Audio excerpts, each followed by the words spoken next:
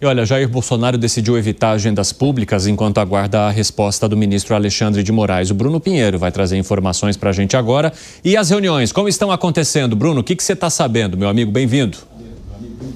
Evandro, ótima tarde a você, a quem nos acompanha. Essas reuniões seguem acontecendo. O ex-presidente não quis ficar na sua residência, está cumprindo o expediente normalmente ali na sede do Partido Liberal, aqui na capital federal, no plano piloto. Inclusive, essas reuniões, aproveitando que os parlamentares retornaram dos seus estados para a capital federal, reuniões aconteceram ontem numa expectativa ali de uma resposta também dos advogados do ex-presidente Jair Bolsonaro, e hoje logo cedo, inclusive com Jair Renan. Jair Renan, que é o filho de Jair Bolsonaro, eleito vereador, que também saiu em defesa de Jair Bolsonaro nesta quarta-feira contra Hugo Mota em relação àquela sessão que não aconteceu ontem na Câmara dos Deputados. Então, Jair Bolsonaro tem recebido visitas, Evandro, claro que já falando sobre algumas agendas, sobre algumas ações do que vai acontecer nas eleições, mas o importante sobre isso, ainda que Jair Bolsonaro rascunhe essas agendas, ele não consegue viajar, já que sempre às 19 horas é necessário estar no endereço que foi oferecido para o Supremo Tribunal Federal como a sua residência, e também aos finais de semana estar recolhido. Evandro. Agora, Bruno, eu queria saber se você tem apurações sobre como Jair Bolsonaro está encarando toda essa situação nos bastidores, porque na hora que ele está de frente para as câmeras, a reação, claro, vai ser mais estridente. Mas e ali, entre os aliados, nos momentos em que ele está mais distante dos holofotes? Ainda inconformado, Evandro, conversei com diversos nomes, tanto ontem quanto hoje também, sobre esta situação, e o que eu ouvi que é muito semelhante quando eles foram lá no Alvorada após as eleições de 2022, que Jair Bolsonaro tinha sofrido uma derrota no segundo turno. Ele ficou totalmente lá dentro do Alvorada, isolado, não quis sair, recebeu alguns aliados, e aí é justamente este cenário que eu ouvi ontem e hoje, é que o ex-presidente estava desolado, ou seja, não estava querendo conversar muito, mas quando conversava, ele fazia alguns questionamentos, tipo, que crime eu cometi, o que eu fiz para receber isso do Supremo Tribunal Federal, e ainda sem entender exatamente as amarrações daquela decisão sobre não usar as redes sociais e não conversar com jornalistas. Então, esses são os questionamentos que Jair Bolsonaro ainda está fazendo. Isso se repetiu no final do expediente, quando os advogados alegaram da mesma forma ao ministro Alexandre de Moraes que não entenderam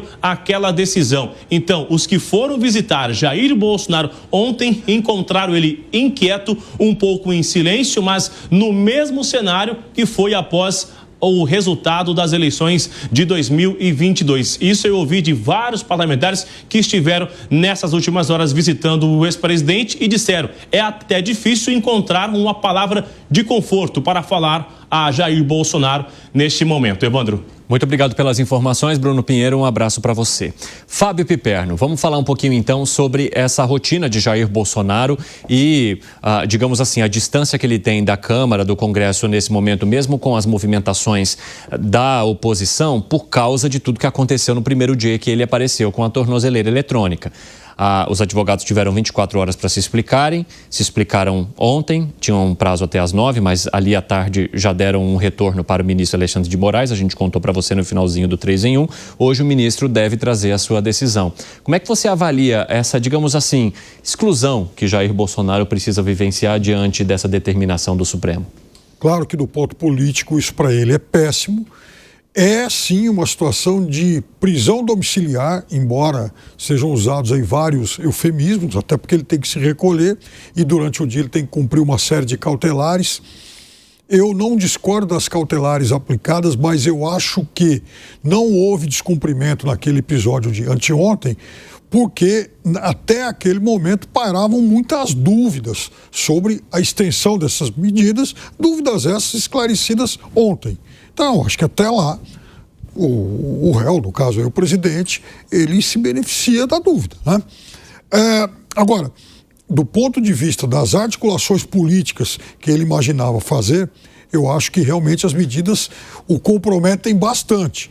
Até porque ele agora tem uma série de limitações para encontrar vários aliados que são importantes nesse xadrez político de muitas peças e de muitos lances imprevisíveis ainda. Ô, Fábio Piperno, e há pouco a gente discutia um tema que tem a ver com esse, que é a maneira como a defesa tem enxergado as atitudes do ministro Alexandre de Moraes, como cerceamento, como a possibilidade de impedir Jair Bolsonaro de fazer coisas que qualquer cidadão deveria ou poderia fazer aqui no país. Como é que você avalia? Então, é porque eu acho que também a própria justiça usa de uma série de eufemismos para qualificar o que realmente foi imposto ao presidente. É uma situação de prisão domiciliar. Agora, parece que há uma série de pruridos que impedem as pessoas de fazer isso. Pergunta, quando que é uma prisão domiciliar, qual o crime que ele cometeu? Bom, primeiro que para uma prisão domiciliar você não precisa ter cometido exatamente um crime. Não, tudo bem, mas você pode ter suspeitas possível... e tal. Isso, mas essa medida cautelar para uma prisão preventiva, uma prisão domiciliar, ela tem que ser muito parecida com o que seria já de fato uma condenação, né? Os motivos teriam que ser muito parecidos. Qual é condenação é bem diferente, ele não está condenado. Não, então. Uma condenação seria algo parecido com uma prisão preventiva. Exatamente, assim. Isso. Para justificar a prisão preventiva, teriam que ter os mesmos elementos para justificar uma prisão definitiva. Tem que ser parecido. Eu te pergunto, qual o crime que ele cometeu?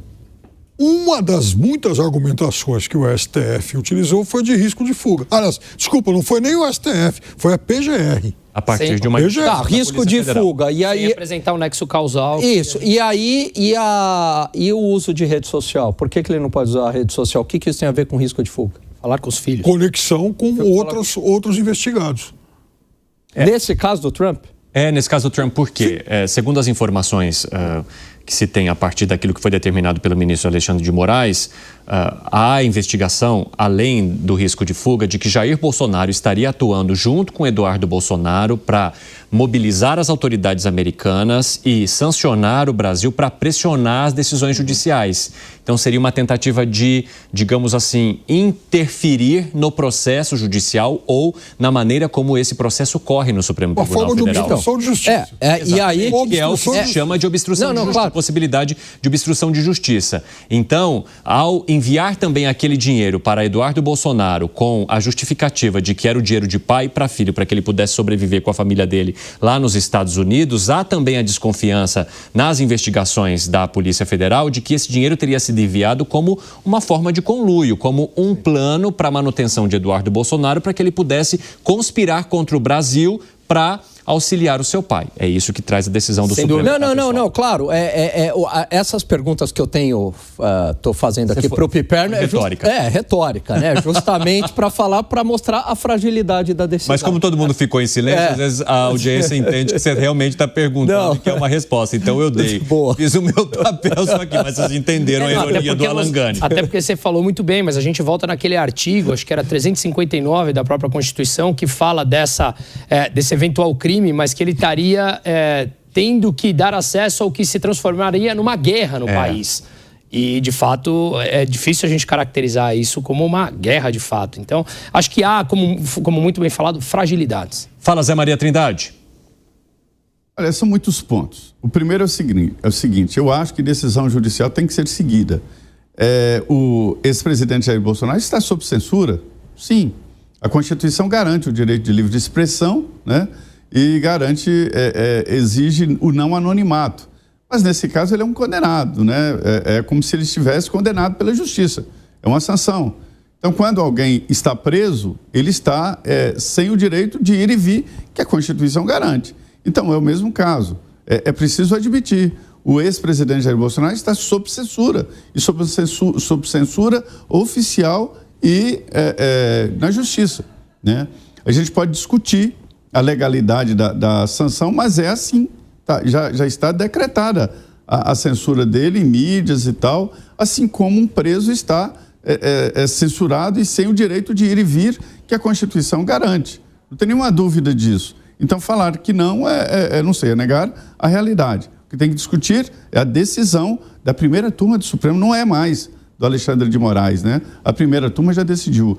Por outro lado, é o seguinte, essa história aí do grupo do ex-presidente Jair Bolsonaro de apoiar Donald Trump, do deputado Eduardo Bolsonaro ir para os Estados Unidos, está pegando muito mal, está dividindo o PL. Tem gente com raiva do Eduardo Bolsonaro aqui, me falando, olha, isso não é uma atitude correta, isso dividiu, não só a direita, mas dividiu o grupo do ex-presidente Jair Bolsonaro. Tem deputado e senador falando mal dele, do Eduardo Bolsonaro, e defendendo o ex-presidente Jair Bolsonaro.